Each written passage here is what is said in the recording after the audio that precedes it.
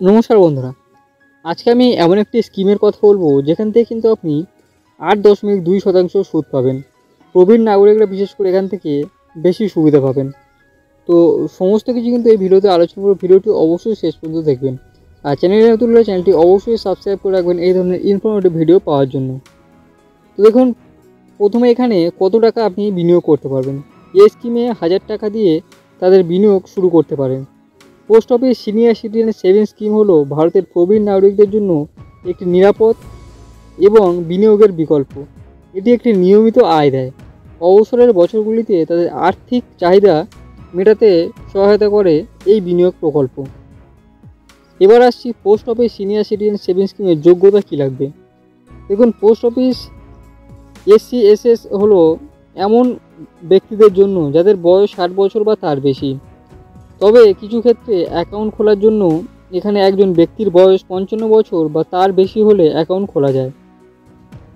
অনেক ক্ষেত্রে 60 বছর হয়নি তবে চাকরি থেকে অবসর নিয়েছেন, VRS বা বিশেষ VRS নেওয়ার প্রবীণরাও এখানে অ্যাকাউন্ট খুলতে পারবেন।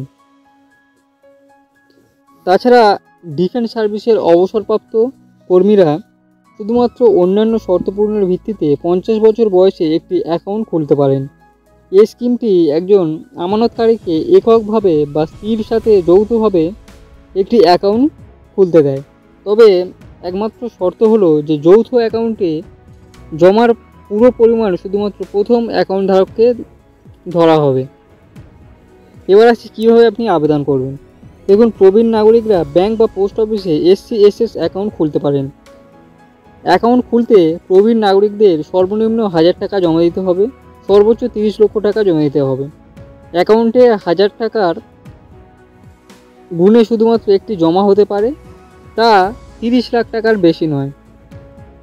একটি অ্যাকাউন্ট থেকে একাধিক টাকা তোলার অনুমতি নেই। তো বর্তমানে স্কিমটি SCSS বেছে নেওয়ার জন্য 8.2% বার্ষিক সুদ দেয়।